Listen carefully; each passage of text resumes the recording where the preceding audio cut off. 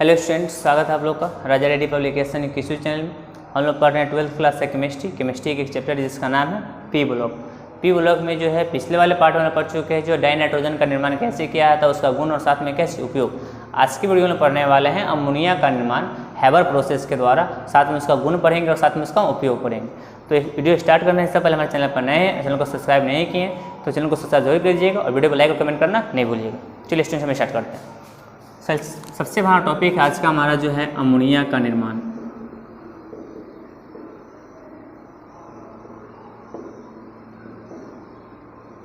Ammonia का निर्माण, ammonia मतलब क्या चीज, NH3।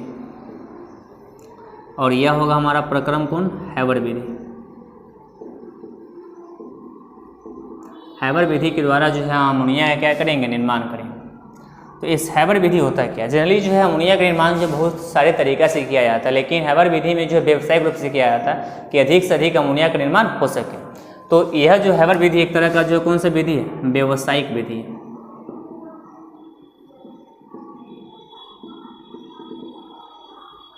एक तरह क्या चाहिए, व्यावसायिक विधि। तो एक तरह का व्यावसायिक विधि है। तो अगर इसको देखने का प्रयास करेंगे तो देखेंगे आप क्या कि इसमें क्या किया आता है व्यावसायिक विधि में कि अधिक से अधिक जो है अमोनिया का निर्माण हो सके, किसका किसका उपयोग किया आता है। तो इसमें होता है क्या है स्टूडेंट्स कि इसमें जो है आप उपयोग किया जाता है डाइनाइट्रोजन का और साथ में डाईहाइड्रोजन का, तो बनता है NH3। क्या बनता है, NH3 अमोनिया। तो यह बन गया आपका अमोनिया और इसमें जो है यह डाइनाइट्रोजन और यह डाईहाइड्रोजन यह गैसीय फॉर्म में होता है, यह एक्वस फॉर्म में हमको प्राप्त होता है। तो अगर हम देखें संतुलित कर लें तो यह दो यहाँ पे दो यहाँ पे एक ही है, तो यहाँ 2 से मल्टीपल कर देते हैं तो नाइट्रोजन 2 हो गया, लेकिन हाइड्रोजन 6 हो गया, तो यहाँ 3 से मल्टीपल कर देते हैं। अब होता है क्या है कि जैसे ही जो है नाइट्रोजन हाइड्रोजन का विक्रिया कहता है तो NH3 बनता है, तो इसके फलस्वरूप बहुत सारा उष्मा मुक्त होता है। बहुत सारा उष्मा मुक्त होता है तो वो इंथैल्पी का जो मान होता है हमारा इसमें, तो यह इंथैल्पी का मान होता है -46.1 किलो जूल प्रति मोल। तो इतना मात्रा में उष्मा जो मुक्त होता है, इतना मात्रा में उष्मा मुक्त होता है, इसलिए इसको कहते हैं यह एक तरह का उष्माक्षेपी अभिक्रिया होता है। कैसा अभिक्रिया होता है, उष्माक्षेपी अभिक्रिया। तो उष्माक्षेपी अभिक्रिया में अभिक्रिया के फलस्वरूप जो उष्मा क्या होता है, मुक्त होता है। मतलब अभिक्रिया के बाद जो उष्मा क्या होता है, बनता है। तो अब देखा क्या गया कि ऐसे तो बन जा रहा है, लेकिन हमको चाहिए क्या है कि अधिक से अधिक और जल्दी से जल्दी अमोनिया तैयार हो, क्योंकि तभी से हम प्रॉफिट कमा पाएंगे व्यावसायिक विधि में। तो इसलिए जो है इसके लिए कुछ जो है बहुत सारा परिस्थिति जो है टर्म एंड कंडीशन अप्लाई किया जाता है, जिससे आसानी से जो अधिक से अधिक उत्पादन हो सके। तो उसके टर्म एंड कंडीशन में किसका उपयोग किया जाता है, अगर उसको हम देखने का प्रयास करें। सबसे फर्स्ट जो उपयोग किया जाता है अनुकूल परिस्थिति में।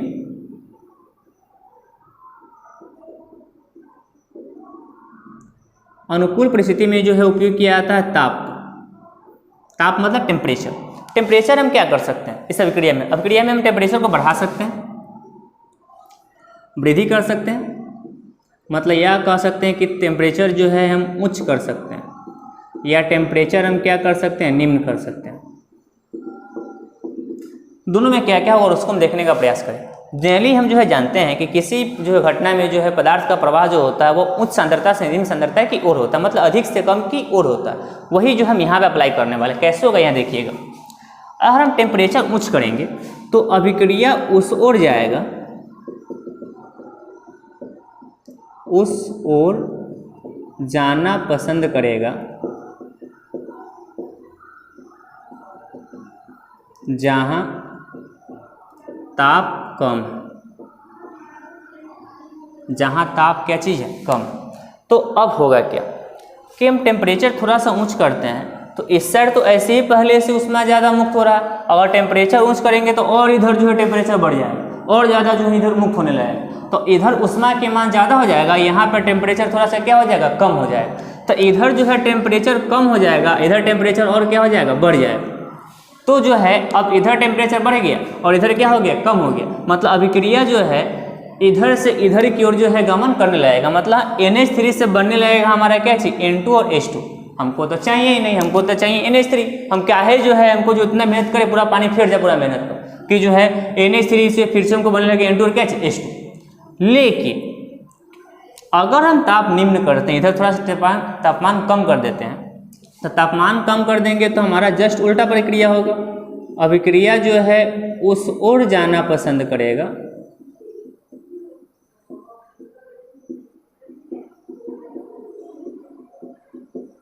जहां तापमान अधिक। देखिएगा ध्यान से। तो अब जैसे ही हम ताप थोड़ा सा निम्न कर देते हैं, ताप थोड़ा सा क्या कर देते हैं, निम्न, तो ताप हम थोड़ा सा निम्न कर देंगे तो इधर जो है टेम्परेचर की जो मान तो कुछ होबे करेगा, टेम्परेचर का मान तो कुछ क्या चीज होगा, तो टेम्परेचर का कुछ मान होगा, इधर टेम्परेचर भी थोड़ा सा जो है बनेगा। तो इस वाले कंडीशन में जो है हमारा अभिक्रिया जो है N2H2 जो है आसानी से जो है फॉर्म करके जो NH3 का निर्माण जो अधिक से अधिक क्या करेगा। तो अधिक से अधिक करेगा, इसका अर्थ यह हुआ कि हमको जो है टेम्परेचर क्या करना होगा, कम करना होगा। टेम्परेचर कम करेंगे तभी जो है आसानी से जो है N2 और H2 जो है मुक्त होगा और NH3 बनेगा, और कम मात्रा में ऊष्मा मुक्त होगा। तो कम मात्रा में ऊष्मा मुक्त होगा तो क्षतिग्रस्त भी जो क्या होगा, कम होगा। तो क्षतिग्रस्त से बचाने के लिए और साथ में जो अधिक से अधिक अमोनिया के निर्माण करने के लिए जो है हमको जो है तापमान थोड़ा सा क्या करना पड़ता है, निम्न करना पड़ता है। तो हमको इसके लिए जो है निम्न ताप की क्या होती है, आवश्यकता होती है। तो निम्न ताप भी एक सीमित होना चाहिए। अगर सीमित ताप अगर एकदम कम कर देंगे ताप, तो इधर तापमान ज़्यादा हो जाएगा, तो फिर इधर से इधर भागना स्टार्ट कर देगा हमारा। तो इसलिए जो है निम्न ताप, एक निश्चित ताप 700 केल्विन जो है ताप की हमको जो आवश्यकता होगा। इस 700 केल्विन वाला ताप पर जो है निश्चित ताप पर इधर जो है तापमान जो है इधर के तापमान से थोड़ा सा अधिक रहता है और आसानी से जो इधर से इधर जो आसानी से गमन करने लगता है। ध्यान सुनिएगा, 700 केल्विन ताप पर यह इधर से बनने लगता है। अगर 700 से कम कर देंगे हम ताप इधर इस साइड, तो यह NH3 से फिर से बनने लगा क्या चाहिए, NH2 और H2 बनने लगेगा। इसलिए जो है 700 केल्विन। अब इसे चैप्टर नंबर 4 में हमको बताए थे हम जो है कि आपको किसी भी अभिक्रियक से रिएक्टेंट से प्रोडक्ट जो है बनाने के लिए एक निश्चित ऊर्जा की आवश्यकता होता है, वह संक्रियन ऊर्जा होता है। कौन ऊर्जा होता है, संक्रियन ऊर्जा। तो आपको कम से कम जो मध्यवर्ती संक्रियन ऊर्जा के आवश्यक जो ऊर्जा तो चाहिए, चैप्टर नंबर 4 बताए थे आपको, वहाँ से देख सकते हैं। तो अब उस संक्रियन ऊर्जा से जो है आवश्यक जो ताप होना चाहिए, उसके लिए जो कितना ताप की आवश्यकता होता है, 700 केल्विन ताप की आवश्यकता होता है, जिस पर आसानी से N2H2 जो बदल जाता है किसमें, NH3 में। तो अब हमको जो इस वाले अनुकूल परिस्थिति में जो हमको जो है निम्न ताप मतलब कितना, 700 केल्विन ताप की आवश्यकता होगा, मतलब उच्च ताप की आवश्यकता हमको नहीं होगी। यह था ताप का बात। 2 नंबर जो है, एक होता है दाब, प्रेशर। दाब क्या चीज, प्रेशर। अब ऐसे समझिए स्टूडेंट्स कि किसी बर्तन में जो है 4 कण है और उतना ही बर्तन में जो है एक और उसी टाइप का बर्तन है जिसमें जो है मात्र 2 कण है। तो 4 कण गति करेगा तो उस 4 कण ज़्यादा दाब डालेगा कि जो है 1 कण ज़्यादा दाब डालेगा, 2 कण ज़्यादा दाब डालेगा। फिक्स है कि 4 कण जो है बर्तन पर ज़्यादा दाब डालेगा और 1 कण जो है बर्तन पर जो है दाब क्या डालेगा, कम डालेगा। वैसे ही बात यहाँ पर। और इस अभिक्रिया में, अभिक्रियक में चर्चा करें, अभिक्रियक यह उत्पाद, तो इस अभिक्रियक में इस साइड जो है कितना मोल है, 1 और 3 4 मोल जो है कण, और इस साइड जो है 2 मोल ही कण। तो इस साइड जो है दाब ज़्यादा होगा, इस साइड जो है दाब क्या होगा, ज़्यादा होगा, या ज़्यादा दाब आपूर्ति करेगा, और इस साइड जो है दाब क्या चीज़ होगा, कम। तो यह जो है दाब जो है क्या आरोपित करेगा, कम। तो होगा क्या, इसके लिए दाब के लिए अगर चर्चा करें हम, तो दाब को भी जो है हम उच्च कर सकते हैं, या जो है हम क्या कर सकते हैं, निम्न कर सकते हैं। एक उच्च दाब आरोपित कर सकते हैं, या क्या चीज, निम्न दाब आरोपित हम कर सकते हैं। तो कैसा होगा, उच्च दाब करेंगे तो क्या होगा, निम्न दाब करेंगे तो क्या होगा। अगर हम दाब उच्च करते हैं, तो दाब उच्च करेंगे तो वह जो है जहाँ पर जो है मोल अणु की संख्या कम होगा, मोल कम होगा, तो वहाँ पर जो है अभिक्रिया जाएगा। तो यहाँ पे देख रहे हैं कि इस साइड हमारा जो है 2 ही मोल है NH3, और इस साइड नाइट्रोजन और हाइड्रोजन मिलकर कितना मोल है, 4 मोल है। तो अब इसमें अंतर क्या होगा, देखिएगा, उच्च दाब कर देंगे तो इधर दाब बढ़ जाएगा, इधर दाब क्या होगा, बढ़ जाएगा, और बढ़ेगा तो आसानी से N2H2 बदलने लगेगा किसमें, NH3। लेकिन अगर हम जो है दाब कम कर देंगे, अच्छा उच्च दाब करेंगे तो क्या होगा, कम अणु की ओर जो है, कम अणु की ओर अभिक्रिया जाना पसंद करेगा। अभिक्रिया जाएगा। अगर जो है निम्न दाब कर देंगे तो इधर निम्न हो जाएगा दाब हमारा, दाब थोड़ा कम कर देंगे तो, और इधर जो है दाब थोड़ा क्या हो जाएगा, पहले से ज़्यादा कुछ होगा तो कुछ ज़्यादा ही होगा। तो अब अभिक्रिया जो है NH3 सब बनने लगा है, क्या चाहिए, N2 और H2 बनने लगा, जो हमको चाहिए नहीं, हमको तो चाहिए NH3। इसलिए जो मतलब अगर दाब निम्न करते हैं तो यह जो है अधिक अणु की ओर जो है गति करने लगेगा, अधिक अणु की ओर जो है अभिक्रिया जाएगा। तो अधिक अणु की ओर अभिक्रिया आएगा तो हमको तो चाहिए NH3 कि जैसे भी हमको NH3 बना लेना। तो इस वाले में देख रहे हैं कि उच्च करेंगे तो कम अणु की ओर जाएगा, मतलब अणु इधर 2 है, इधर कितना है 4 है। तो इधर जो है हमको जाना है, तो हमको जो है इसके लिए जो है क्या करना होगा, उच्च दाब आरोपित करना होगा, जिससे जो है आसानी से अमोनिया बन सके, अधिक से अधिक बन सके। तो हमको जो है निम्न दाब जो है नहीं करना होगा। तो निम्न दाब नहीं करना होगा, मतलब उच्च दाब करना होगा। उच्च दाब के लिए जो है जनरली जो उपयोग किया जाता है 200 मेगा पास्कल या जो है 20 × 10⁵ पास्कल जो है दाब जो है आरोपित किया जाता है, इसके लिए आवश्यक होता है। 200 मेगा पास्कल या 20 × 10⁵ कितना 5 जो है पास्कल जो है इसके लिए दाब आरोपित किया जाता है। आवश्यक परिस्थिति में क्या चाहिए, ताप और क्या चाहिए, दाब। ताप जो है निम्न और दाब क्या चाहिए, उच्च। 3 नंबर जो है एक उपयोग किया जाता है उत्प्रेरक। उत्प्रेरक जो जल्दी से अभिक्रिया क्या करता है, करवा देता। तो इसमें जो है जनरली जो उपयोग किया जाता है वह उपयोग किया जाता है Fe2O3 या FeO। यह जो उत्प्रेरक होता है इसमें Fe2O3 या FeO, तो यह हो गया इसमें उत्प्रेरक प्रक्रिया। लेकिन इस उत्प्रेरक को हमको तो बहुत ज़्यादा जल्दी करवा देना है और ज़्यादा उत्पादन करवाना है, तो इसलिए जो है इसके भी सक्रियता को, मतलब उत्प्रेरक की सक्रियता को बढ़ाने के लिए भी जो है कुछ होता है वर्धक Al2O3 और साथ में K2O का भी उपयोग किया जाता है, जो उत्प्रेरक की सक्रियता को क्या कर देता, बढ़ा देता, सक्रियता को बढ़ा देता। स्टूडेंट्स आप देखेंगे ध्यान से, उत्प्रेरक मतलब जिसमें जो अभिक्रिया को दर को प्रेरित करता है, बढ़ाता है, तो वह Fe2O3 FeO उपयोग किया जाता है इसमें। अब इसके भी सक्रियता को बढ़ाने के लिए उपयोग किया था Al2O3 और साथ में क्या चाहिए, K2O। तो यह था जो है हैबर विधि द्वारा अमोनिया का निर्माण, और साथ में इसके लिए कितना कितना आवश्यक परिस्थिति होता है यह। आप इस वाले स्टूडेंट्स को बार बार वीडियो को रिपीट करके इतना को जो है स्क्रीनशॉट कीजिए, नोट डाउन कीजिए और नोट्स बनाइए। इतना कैसे कर सकते हैं। चलिए स्टूडेंट्स थोड़ा सा हम आगे बढ़ते हैं।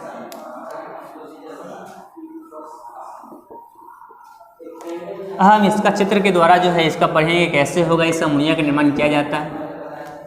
देखेंगे अब सबसे पहले एक बर्तन के द्वारा पाइप होता है, N2 और H2 इससे जाता है,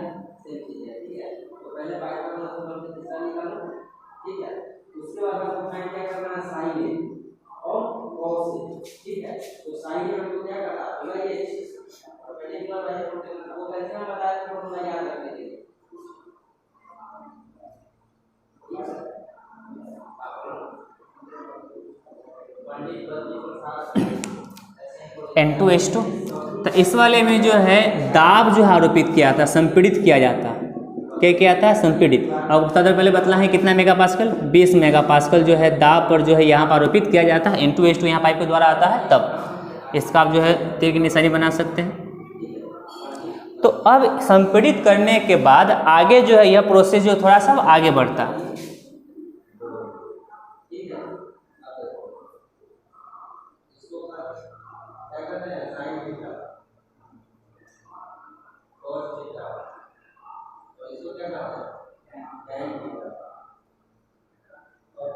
यह होता है अभिक्रिया कक्ष। क्या होता है, अभिक्रिया कक्ष।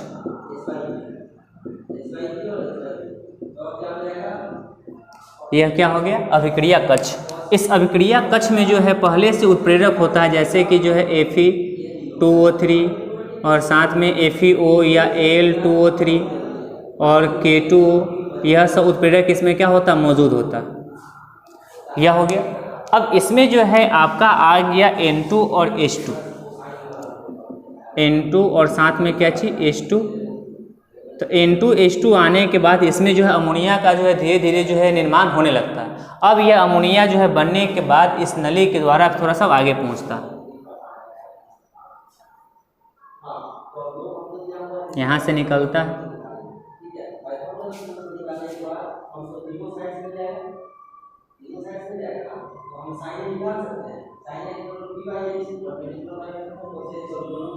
होता क्या है कि हम यहाँ पर जो है इस नली को थोड़ा सा हम संपीड़ित कर देते हैं। जो नली आता है इसको हम थोड़ा सा क्या कर देते हैं, संपीड़ित कर देते हैं। घुमावदार नली होता है कि ज़्यादा दबाव के साथ यहाँ पर आता है और यह धीरे धीरे N2 और H2 जो मिलते आता है यहाँ पर, तो यह मिलते आएगा तो यहाँ पर जो है धीरे धीरे यहाँ पर बन जाता है या परिवर्तित होने लगता है और यहाँ पर बन जाता है हमारा जो है क्या चीज NH3। क्या बन जाता है, NH3 इस बर्तन में आ जाता है, जिसको बर्तन को आसानी से क्या बाहर निकाल लिक्विड फॉर्म में आता है। अब उसके बाद इसमें N2 और H2 जो है होता है क्या है कि निकलने लगता है, N2 H2 रह जाता है कुछ, इसमें से मात्र 20% ही जो है जितना जो आता है उसका मात्र 20% ही फॉर्म जो यहाँ पर हो पाता है, 80% रह ही जाता है। तो 20% हो ही रहा है, 80% रह गया, तो अब हमको उससे क्या फ़ायदा। तो हम क्या करते हैं कि फिर से N2 H2 जो आता है इसको जो है नली के द्वारा यहाँ से निकाल लेते हैं। इस N2 और H2 को जो है इसके द्वारा इसमें है यहाँ से ले जाते हैं। अब इसको ले जाते हैं, फिर से N2 H2 को जो है यहाँ पे हम संपीड़ित कर देंगे।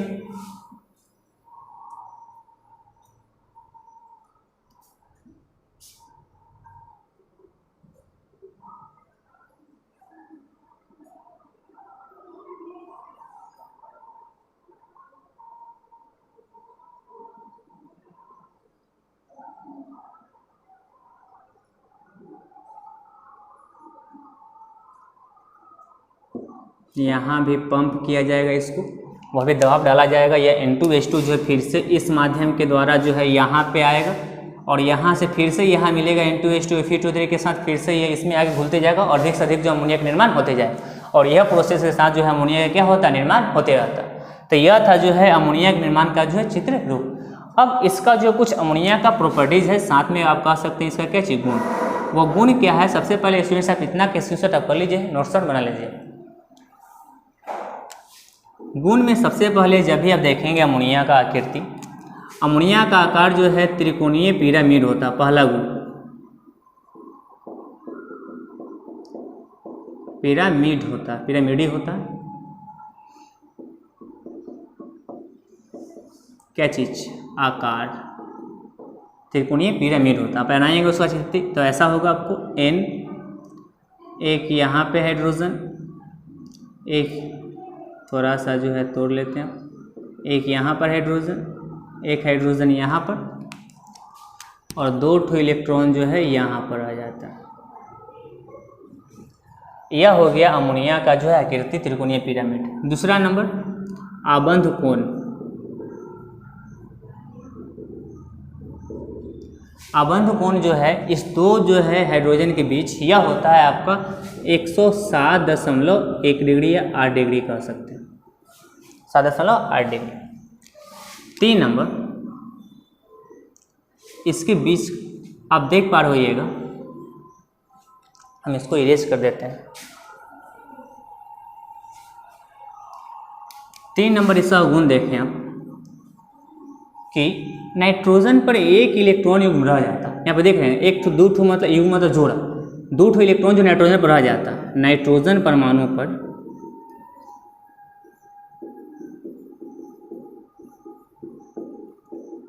एक इलेक्ट्रॉन युग्म शेष रह जाता है, इसलिए अमोनिया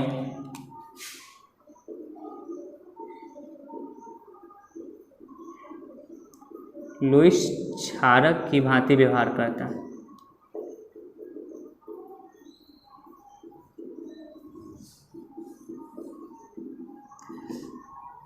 जब भी किसी परमाणु के यौगिक में जो परमाणु पर जो है इलेक्ट्रॉन युग्म रह जाता है तो लुईस क्षारक की भांति व्यवहार करता है। 11th क्लास में पढ़िएगा। तो यही था इसका नाइट्रोजन का 3 गुण। और इसका उपयोग अगर देखें तो उपयोग जो है इसका जो है उपयोग जो है नाइट्रिक अम्ल के निर्माण में किया जाता है। किसके निर्माण में? नाइट्रिक अम्ल के निर्माण में किया जाता है। और कुछ नाइट्रोजनिक यौगिक जो होता है, नाइट्रोजनिक यौगिक, उसके निर्माण में जो है इसका उपयोग क्या किया जाता है। तो यह था स्टूडेंट्स, आप इतना किस कर सकते हैं, यह था नाइट्रोजन का जो हैबर विधि द्वारा निर्माण। बेहतरीन तरीके से पढ़े। नेक्स्ट वीडियो में पढ़ेंगे जो नाइट्रोजन का ऑक्साइड, साथ में ओस्टवाल विधि द्वारा प्रक्रम हो गया नाइट्रिक अम्ल का निर्माण। तो आज के लिए इतना ही स्टूडेंट्स, थैंक्स।